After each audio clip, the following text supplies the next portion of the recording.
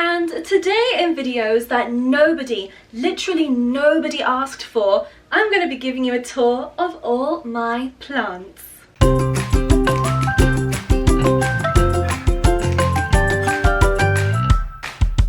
What do I have hiding up my sleeve? Is it a Dracaena? Is it a succulent? No, it's a Dobby. You're literally more fragrant than any plant or flower I've ever come across.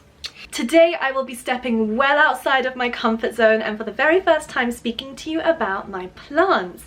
Now I want to preface this video by letting you know that I am in no way an expert when it comes to plants. Don't judge me, Dobby, but the very first time I brought home a plant I thought that it was a fake plastic plant and I went away on a holiday and it died. So that gives you a bit of background on where I have been with plants. So if you do see something that I'm doing very wrong with my plants, please don't bite my head off, but I would love some instruction from you. This video is really, I'm putting it out there because I don't know much about plants at all and I know many of you do, so please help to teach me more. Leave your comments and tips down below and help each other out as well if you have any plant care tips or plant questions that you'd like answered by plant enthusiasts. If you haven't already, remember to hit that subscribe button down below, become part of the creature crew, and also hit that notification bell down in the corner there so you don't miss a single upload.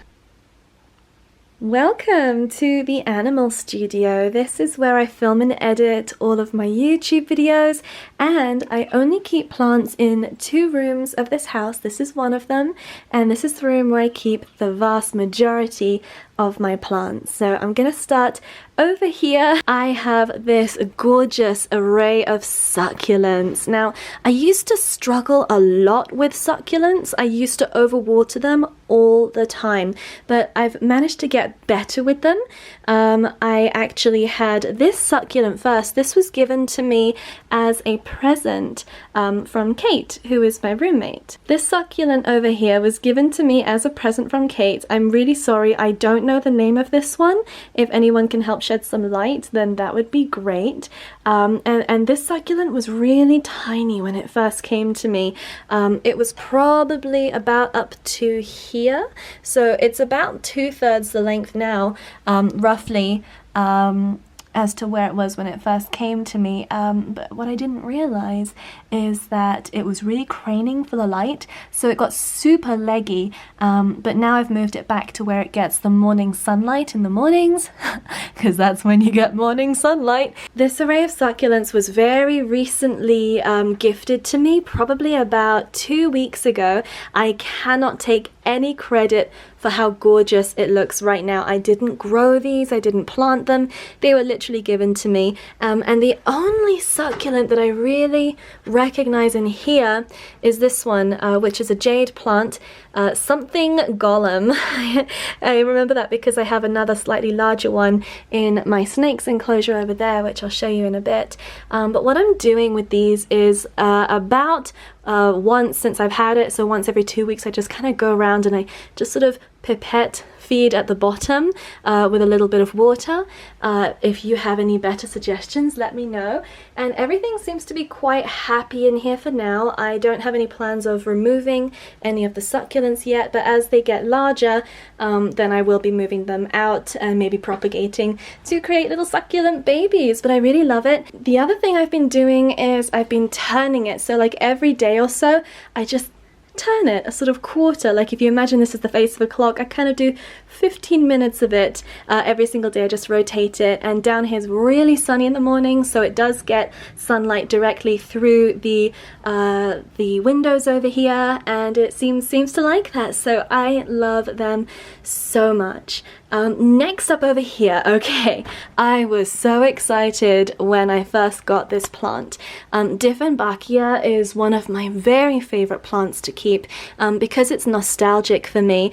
Dieffenbachia is one of the first plants I ever kept with any real success a long time ago in London. I mean, we're probably talking about 2012 maybe, I want to say. I think that's when I had my last Dieffenbachia, and I had it for over a year, except I think this is Dieffenbachia compacta. I'm not entirely sure, I have to look that up. But the one that I actually had kept was Dieffenbachia tropic snow. So when I got this one, I thought, this isn't exactly the same as the last that I had. And then I googled it and I realized it was completely different. But something that I do maintain is with every Dieffenbachia, they are toxic. Their leaves can be an irritant if you touch them. I say that while I'm touching it, it's not irritating to me, though I do have to wash my hands if I touch my Dieffenbachia or repot it or do anything before touching any of my animals. And also very important is inside the leaves, if they tear, they do have this like sticky substance. It's a bit milky looking, and that's why it's called the dumb cane, because if you get that in your mouth, it can actually stop you from talking.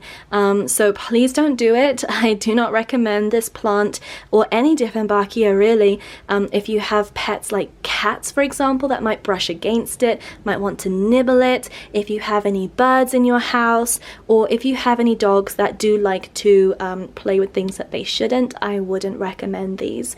However, I do have it off the floor. My dog Keeper, as well as the 2 other dogs in this house, don't come anywhere near any of the plants. They're really well trained. They just ignore them. So I'm quite confident with it. This one has a couple of yellowing leaves I can see, but I don't pull them off before they're ready. And it's growing a lot. There's a lot of new growth happening all the time with this Dieffenbachia. It's already grown by about 2 inches since I got it about a month ago. So I'm happy with it. But as the leaves grow, it does shed some of the other leaves, and I just don't pull them off because, you know, I'm just letting nature do its thing. When they're ready to come off, I let them come off. And if I give it a really gentle tug, sometimes they just slide off.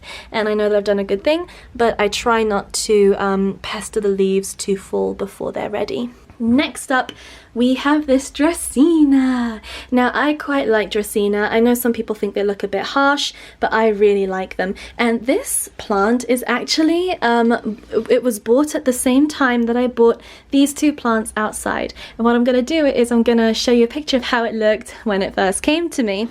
Now, obviously, it has grown quite a bit since then, but it's also been through a lot since then too. You can see that at one point it had really just very brown, crispy leaves. I think I underwatered it over the winter, so I kind of went around, I snipped them off. I don't know if I was supposed to do that, but it was like really long and just brown and crispy, so I thought, you know what, that's going to be taking up a lot of energy, so I'm either going to just pull the leaf off, which I did with a few of them, or I'm just going to snip them. So I snipped them, I gave it a haircut. There's some new growth at the top here. This new growth looks much more healthy. It looks much more akin to how the whole plant looked when I first brought it home. Again, this is a Home Depot special. I feel like every time I walk into Home Depot now, I can't come out without a plant or a plant pot, but yes, this one's doing pretty well considering it was not so hot a couple of months ago. But yes, I'm just trying to figure out where it wants to live. I think what I might do is move it where it's not touching anything, because I sometimes ask for feedback on my Instagram, and some of you have told me that they don't like them having their leaves touched at all, so like maybe I'll put it on the desk where it doesn't have to touch anyone else. Like, he's just like, no touchy, no touchy. So I'm thinking I might do that. I also repotted it recently because it used to be in a pot that had no drainage. This one does have drainage, and I tend to water this one, oh gosh, I want to say about every 2 weeks, but I usually water it from the bottom. And then yesterday I cheated and watered it from the top, but it was completely dry, like critically dry, so it's fine. It looks nice and perky. I also would recommend with the Dieffenbachia watering from the base, but again, yesterday I watered it from the top, which is why it looks so rich in the soil down there. Yes, I just make sure that it's not too soggy. I just sort of pour some filtered water in there, or tap water, depending on how I'm feeling, or how I feel the plant is feeling, I just run that through until it starts leaking out the bottom, and then I just cut it out. So yes, that is my succulents, my Dieffenbachia compacta, and my Dracaena. Those ones are all fake, so we're not even going to go up there. But down here in Zombie's enclosure, we do have another Gollum. Hello. This one is actually in a pot that's been loaned to me by my roomie Kate, because I bought a different pot for it and it just was not going to fit. It needed a much deeper pot. So I'm going to buy another one so I can give this one back to Kate soon. But it's actually looking really good. I mean, it's probably one of the only succulents I've ever had that I haven't overwatered. At least I don't think I have. It's like really compacted and dry there, but every couple of weeks I just get a cup of tap water and just, you know, stick it in there until it runs out the bottom, and then I leave it alone. It was until recently up on the windowsill there, but I actually didn't like it on the windowsill. I felt like it looked out of place, just tucked in the corner. I don't know if that was more to do with the plant or the color of the pot. I don't know, but I just decided to move it into Zombie's enclosure, and she has been enjoying going through these channels over here and just sitting in the plant. I wish that I had my camera or my phone on me at the time when she did that yesterday, but I didn't. But Zombie does sometimes sit in there, and she absolutely loves it. And she's a very gentle snake, very elderly, doesn't really move around too much, so she doesn't pull on these stalks and break it, which is lovely. The other water that I use very frequently with this is rainwater. So every time it rains in Colorado, I try and collect water in the colorful containers you can see at the back there, and I save it for some of the plants that I think might appreciate rainwater. Now down here, I have to say I did have other live succulents in this enclosure, and then Zombie decided to flood the enclosure with her water. She like sat in there, and she sat in the water and it overflowed. My fault, I overfilled it, and it drowned the succulent. So I don't think the succulent is really gonna make it, but you know, it did live a decent life. It did. I had a lot of succulents in here for a while, and I really enjoyed having them in here, so I think I'm gonna get some more. There's also a succulent that just did not make it. It's like at the back there, and it's now very dry and it looks like a piece of driftwood. But I do assure you that used to be alive, and now it's not. So that is Zombie's enclosure. Again, she is in a Zen habitat. Woohoo! It's a 4x2x2 wood panel enclosure, so it's really good for a dry climate. Whereas Ka, she is in a 4x2x2 PVC panel enclosure, which is better for higher humidity. Now let's go into this enclosure, and this is kind of funny because this I think it's called, it's a type of Dracaena. It is called a Janet Craig, I believe. And this came to me planted with an orchid.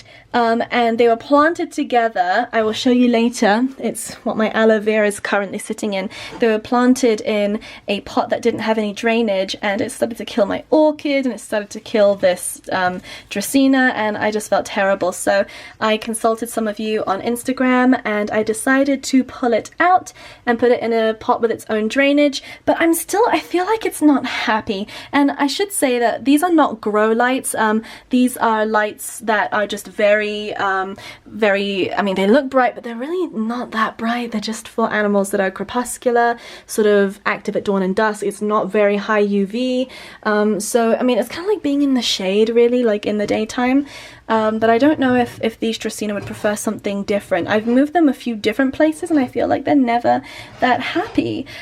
So yes, this one I actually asked a good friend of mine who's also a pet YouTuber and girlfriend of Tyler Ruggie, Maddie Smith. I was like, what is this? And I think she helped me to identify. So thank you so much, Maddie, for helping me to identify what this was. I thought it was fake for a while. I was like, why would they plant this with an orchid? And then it started to die, and I was like, oh, you're alive, let me help you. And I'm gonna be honest, I'm not thrilled with this, but I did put it in here because my crested gecko likes to hide within the fleshy leaves of different plants like Bromeliads, and these are nice and fleshy and don't seem to lose their shape when Sploot sits in them. He likes to sit right down in there.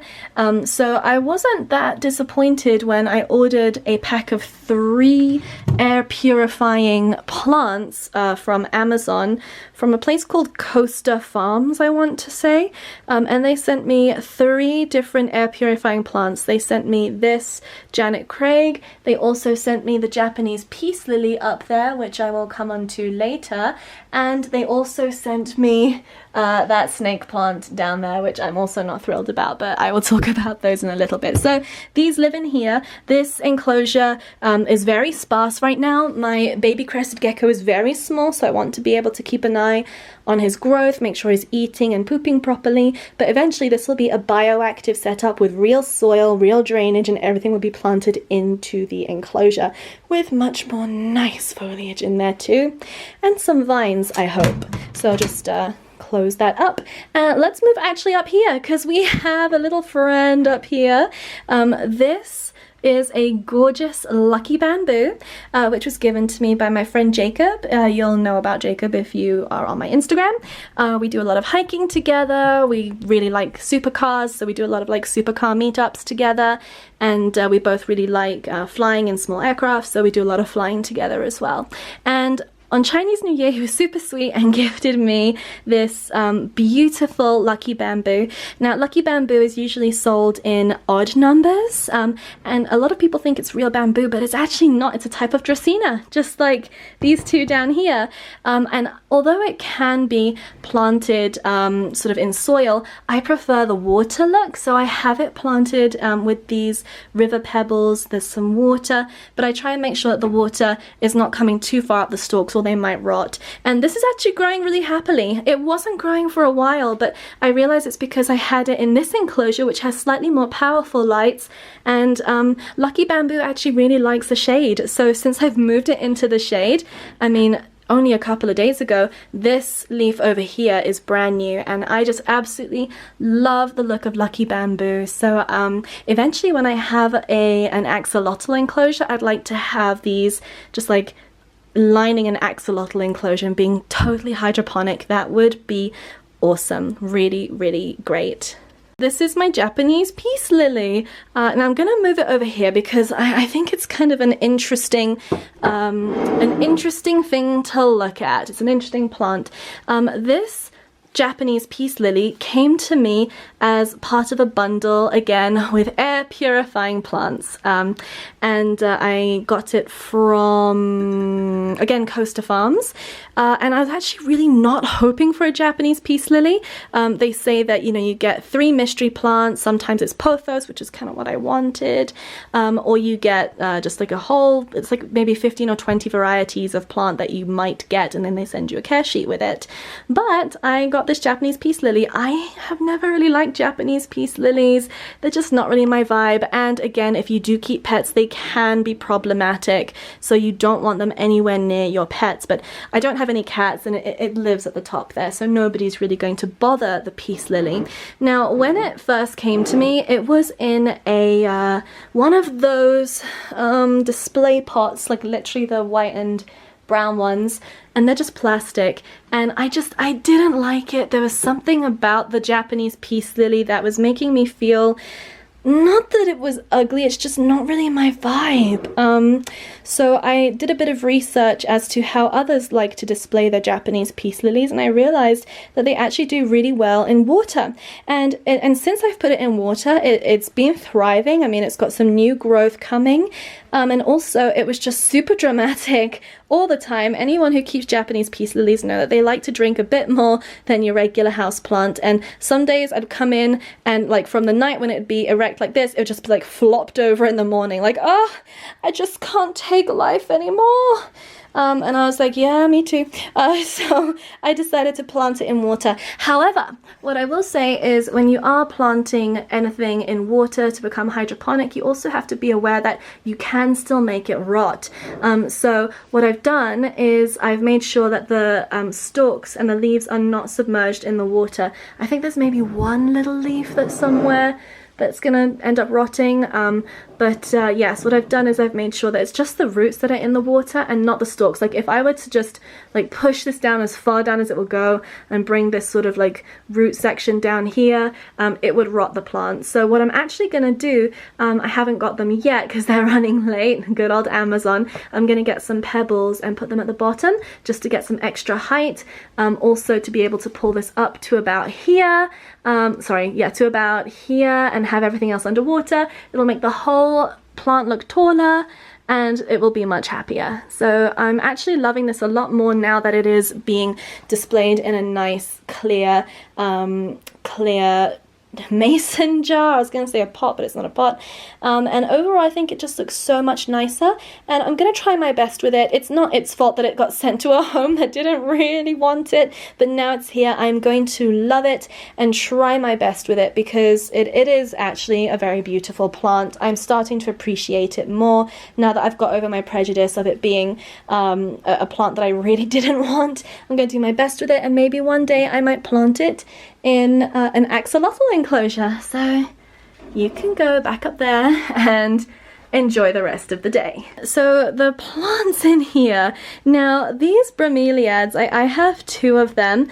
I have this yellow flowering bromeliad and this red flowering bromeliad. They were supposed to be for sploot, but I underestimated their size, and when they arrived I realized that they would just like hit the top of the enclosure and kind of bend over a bit. So really not the aesthetic that I was looking for, so I decided to put them in here. Now unfortunately I don't have the best luck with bromeliads, and I don't think that these two are really going to survive that much longer. I can kind of see them starting to lose their color a bit. I mean, these were completely red to the very tips before, and now they're just looking a bit sad for themselves. They're starting to lose their color, and I'm hoping that I might get some pups. I'm not entirely sure, but my last bromeliad did flower and it did produce a pup, which I then forgot about by accident, and it is now deceased. So I'm actually not sure what this here is about on the bromeliad. If anybody has any thoughts as to what that might be, I would love to know. But they are very pretty. I do love the look of bromeliads. They're very tropical. They remind me of my time out in Asia as a child, having my childhood out there, so I'm always happy to have bromeliads around. And then we come on to this. Let me explain, okay? Okay, don't judge. Let's just enjoy this, because let me lower my desk a sec. Yeah, for electric desks. So this was an orchid which was given to me by Jacob, and this is the orchid that came with the Janet Craig that we can see over there in the grey pot, and they were just in this this pot over here. This grey one, which has no drainage in it whatsoever, and they were just not happy. So I decided to move it out into this clear cup. It had, sorry, not slits in the side, it has slits at the bottom. So it's got some decent drainage, but what I might still do is get a knife and just carefully make some slits around the side for extra drainage. It did have beautiful flowers on it. They got crispy and died, and then it was just these two sad stalks. And I heard that actually it can be beneficial to cut those back so that the orchid can focus on growing some new leaves and new stalks, provided the rest of the plant is healthy. So I decided to cut them back. I don't regret my decision. As you can see, we have some new growth happening here, and these leaves are starting to get healthier again. They were really wrinkly for a while, really dry and floppy, whereas now they're still floppy, but they're starting to get some of that nice fleshiness back to them again. So I'm really happy about that. This leaf over here is doing really well. All of this growth has been from, like, I'd say the last 2 weeks, and I just can't wait to see it grow much larger. And the roots are starting to look better as well. They're not perfect, but they're looking a lot better than they were when I first took it out the pot, because I think I was drowning it with water and with love and ignorance. Okay, this aloe for a while was doing absolutely wonderfully when I first bought it. It had these lovely thick fleshy leaves. I think it had about 4 or 5 more that were like really nice and thick. And then I overwatered it and it got really soggy and it just got floppy and mushy, so I cut those off. And then I burnt myself, so I decided to cut off another fleshy leaf and just use that to help with my burn. And now it's doing much better. But the thing that cracks me up about it is I'm always worried about overwatering it. I don't want to do that. So where I have it is in this pot, and it sits on this old Pringles tub. So I literally just put that in there, and it has a dual purpose, you see, because this aloe without it would just sort of look kind of a bit sad.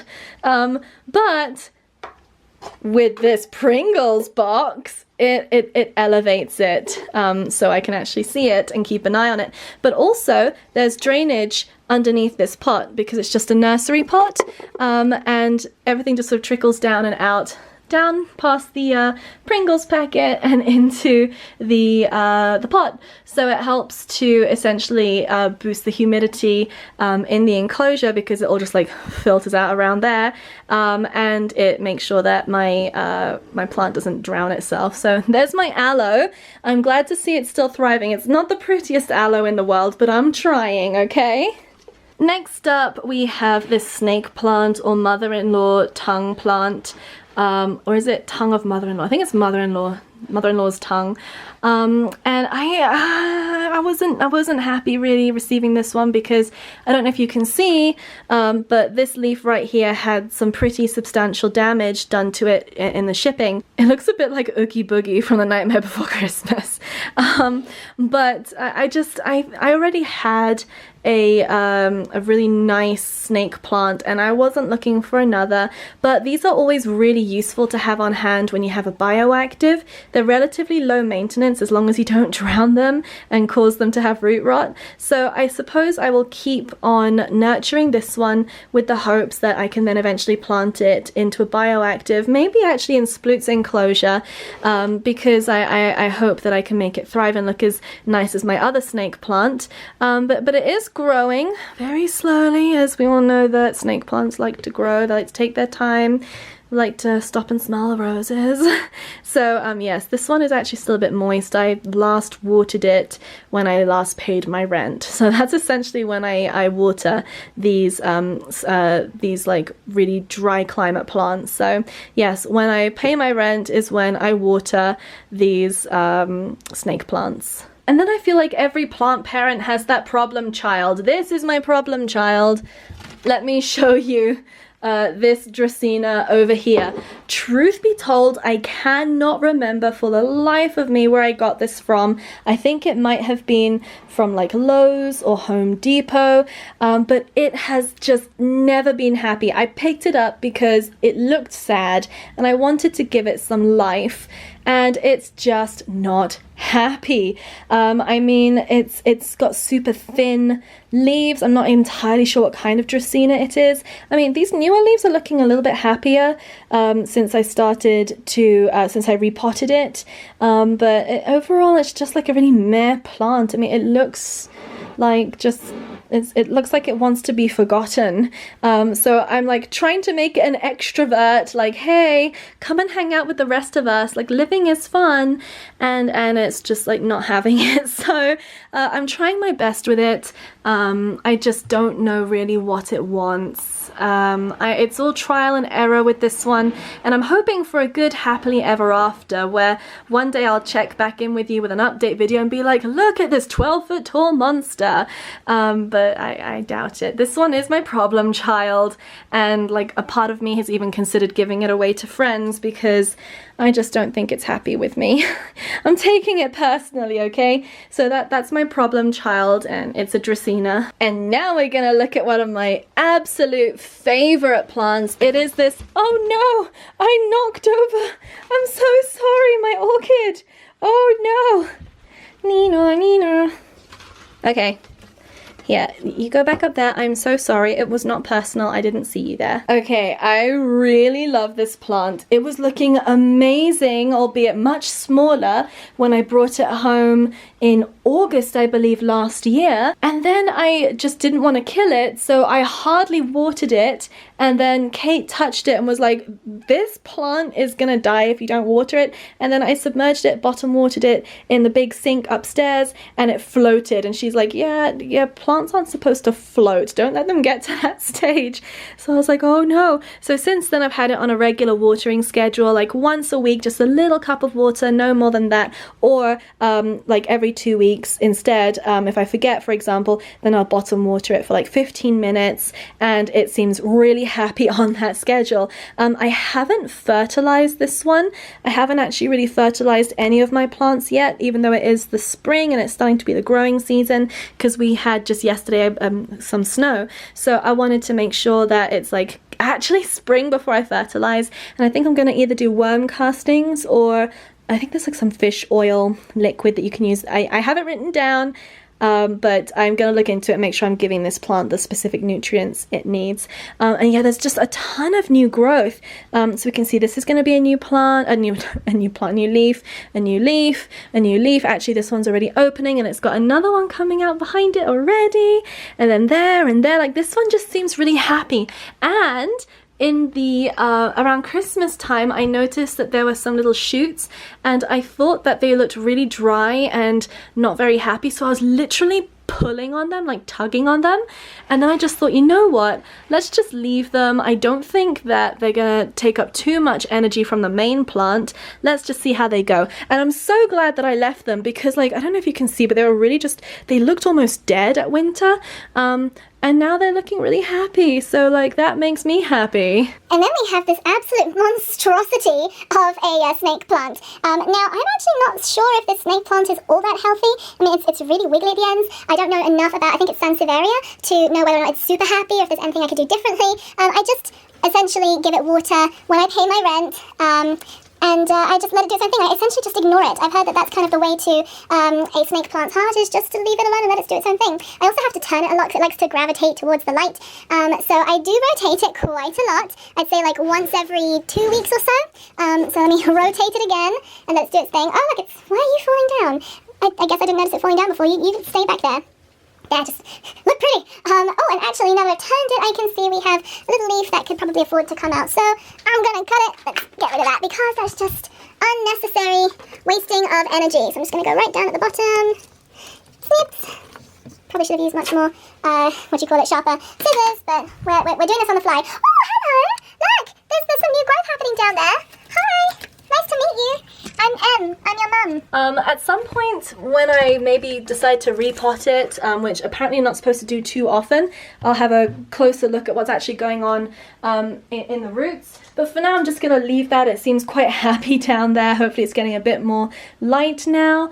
And hopefully that will be like a brand new plant. That's really exciting. But yes, I literally don't do anything to it. I bought it large, and it's grown a little bit. I'd say it's grown maybe an inch. So it's grown a little bit.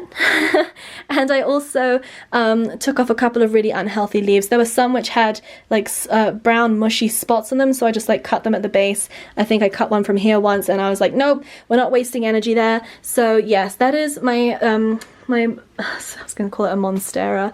I would love a monstera. This is my snake plant, and I love it. And my tokay geckos love it, and Vexus sometimes likes to sit right inside there. So if they ever have eggs, I reckon she'll probably choose there for being her nest. But yeah, it's really pretty. I know a lot of people think that they are a little bit intense as a houseplant, as a decorative houseplant, but I really think that they're extremely beautiful. And super low maintenance. I like plants that can thrive on neglect. A while ago, I actually had some neon pothos in here, and it seemed kind of happy until it wasn't. And it used to be in this corner here where this flowering bromeliad is, and you can see that I have these hooks here because its vines used to be so beautiful and trailing all over, but I felt like the neon pothos was suffering in here somewhat. But what I would love to do in the next couple of weeks weeks is actually propagate sweet potatoes for sweet potato vines, because I saw TikTok and now I'm inspired. Story of my life. So I've left these hooks up. They're really heavy duty. I got them off of Amazon, and they'll be really great for training vines all over, and eventually I'll probably let them go here over the tops of these support beams inside this Zen Habitats enclosure, and I hope it's gonna look really nice and give it like a really Jumanji-esque feel. And that wraps up this room. Now let's head upstairs to the bedroom where I keep some of my very favorite plants. Oh, hi baby boy. Hi Baba boy. Hi. Oh, hi baby boy. Have you been hanging out all by yourself? Are you getting your beauty sleep? Yeah, you are. Keith is such a low energy dog. He just likes to wake up in the morning, go for a pee, go back to bed, pee again, maybe have a little short 30-minute walk, then he's out for the night. Like, he is super chill. But yes, this is essentially where I sleep. I'm not going to show you what's down here because I have a lot of mess, and I'm going to donate a bunch of stuff to charity. So we have mess on the floor. But I did want to show you my plants in here because I'm really loving the plants that I have in this room, and some of them have really sentimental value to me. But a few moments ago, you might have heard me talk about a neon pothos that was just not very happy downstairs. I have to say, when I first bought this neon pothos, it was staked up on a wooden rotting pole. It was from a nursery. Granted, I did get it very cheap, however it was not very happy, and it literally was stapled through some of its thickest vines, so I was not happy about that. But I thought that it would be happy in my toke enclosure, and it seemed to thrive for a while. Then it seemed to be on the verge of dying, so I cut it back a lot. Like, I literally was just like crying inside as I was just, you know, cutting back so many of its dying leaves. They were going yellow and rotting off, so I replanted it. I put it in some fresh new soil with better drainage. I started exclusively watering it from the bottom, and it's doing much better. Like, all of this new growth is looking really fantastic. There's also some new growth here, and some new growth around the back over here. There seems to be quite a bit. This is like a whole brand new vine, which I'm gonna have to stake up. I'm training it to climb, but around the bottom it's not looking too great. These are some of the original leaves that it had, and as you can see, they got really brown and crispy. I don't know why that happened. I'm wondering if it's because I underwatered it, potentially. Maybe it got too dry. I did look for fungus gnats. I did look for mealybugs. There was nothing like that. It didn't have root rot, so I think I might have just burnt the leaves by accident, and I feel terrible about it. But the rest of the plant seems to be doing quite well. Although, I have to say, I was mostly hoping that this plant would look a bit more full. It's kind of looking a bit clumsy, but this is the first time I've ever staked a plant to climb, and I don't think I'm doing too badly. It's not looking how I want it to look. If I could have it looking a certain way, it would look like this, which it doesn't yet, but I'm hoping in time, if I give it time and just continue to keep wrapping and wrapping, maybe it'll look a lot more full. And I mean, look at some of these leaves. Some of these leaves are getting pretty large at the top here, so I'm hopeful. I'm hopeful about my neon pothos, although I have also heard that out of all the pothos, the neons can be a little bit temperamental, and a bit more delicate. So, you know, I didn't pick the greatest pothos perhaps to really start my training journey with, you know, in terms of teaching them how to climb, but I'm learning as I go, and my intentions are good, and I think that this neon pothos is very happy up here. It gets the light first thing in the morning, and then it just gently trails off. This is a vanity I bought about 2 years ago in New Jersey. Hello, sweetheart. Yes, I can see you. I really like it. It's very Eurasian inspired. I'm Eurasian. My dog is Eurasian. Literally, that's his breed. He's a Eurasia. So yes, let's go over here and we'll explore what I have up here. Let's start off with my Bulbasaur. This LED light cracks me up. I loved Pokemon growing up, and this LED light I found for sale in Hong Kong, in a place called Stanley Market. I don't know if any of you are from Hong Kong who are watching, but if you are, then you'll know Stanley Market, and it just cracks me up. It's so pretty at night, and it makes me happy. So that's essentially my nightlight, and we all know that Bulbasaur is the best starter Pokemon. I don't want to hear it if you think it's Charizard. I don't want to hear it. Oh look, it's me. Hello. So this over here is my pair of long-awaited Dieffenbachia, which are also tropic snow. So you saw my other Dieffenbachia downstairs, which was compacta. These are the tropic snow, and I'm so happy. I keep on wanting to call them tropic thunder. I can't do that. Tropic snow. So these are much more akin to what I used to have back in London.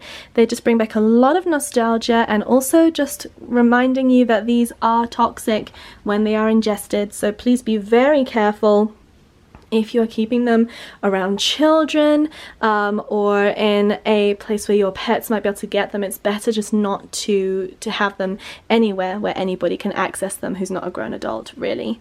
So yes, these are my Dieffenbachia, aka dumb cane. They arrived from Plantarina a couple of days ago. I'm so excited about them. I haven't watered them yet. I'm going to give them a full week to dry out, because the hydrometer that I used, or rather just like, not hydrometer, the gauge that I put in the soil to see if it's like dry, moist or wet, says that they're moist, so I don't want to overdo it. And I'm just enjoying having them here. I think they're so beautiful. They're still in their nursery pots. I haven't planted them yet. I want them to just have a couple of days to acclimate to being in a new place. They were in transit for about 10 days, so naturally they're probably a little bit disoriented. And then once they're acclimated, then I will plant them. These plant pots do have drainage at the bottom, so I'll be able to bottom water them, and then I'll give them some fertilizer of some sort. Not from you. Maybe I think worm castings, and then they should be in good shape. Then next up, let's go down here. This is a cute little propagation station. I got this from Amazon. I'll link it down below in case you're interested. But I did want to take some cuttings of my neon pothos, because, you know, just in case it died, I thought maybe I should have a few more. And who doesn't like plant babies? So these are a few that I have. The roots on this one are not looking too hot. It's got like one root. But this one's pretty much ready to be planted in a new place. The idea is that these three will be planted together and create a nice bushy plant which will trail rather than climb. So yes, these will be grouped together, and hopefully they'll be nice and happy. And then this plant is literally, you know, I'm gonna save it for last. Let's come on to this Pothos over here. I really love Pothos. I feel like you can't really go wrong with Pothos. I mean, I can, but you know what I mean. They're supposed to be an easier beginner plant, and I just think they're super beautiful. This one over here was given to me by Jacob. I found it in a King Supers near to me, and it was so sad looking. I mean, it was obviously for sale, made from cuttings. It had these two big leaves, this leaf, and then a couple of other big ones, but it was just droopy and sad and getting overlooked. So I chose it, and Jacob bought it for me. You know, he was like, pick out any plant you want, and I wanted this one because it looked so sad, and I wanted to help it. And it's actually thriving now. I'm so happy, and I repotted it from its nursery pot into this plant pot, which I really love. Again, I think it was from Home Depot a long time ago. And this pot is what this Pothos back here was in until about 2 months ago. I have a feeling that these leaves are going to fall off at some point. They don't really seem to be attached to anything except for themselves, whereas the rest all seem to be like part of one big cluster. So we'll see how that goes. I could be wrong, and it's just keeping Bulbasaur happy. And this one actually has a name. His/her name is Patricko. So So this is Patricko. And finally, I've put on some dramatic lights at the back there. We come on to the superstar of my currently rather tiny plant collection, and this is my Pothos. I don't know if it's a golden or a jade. I'm so sorry. I never read the label when I bought this one years ago. Let me actually switch off this light now. But this was from Home Depot, and if you're really old school on my channel, you'll remember that I had an office space in New Jersey for a while, and when I first unveiled it, I showed you I had 2 Pothos. Well, one of them died and got root rot, and then this is the other one, and it was just really compacted for a long time.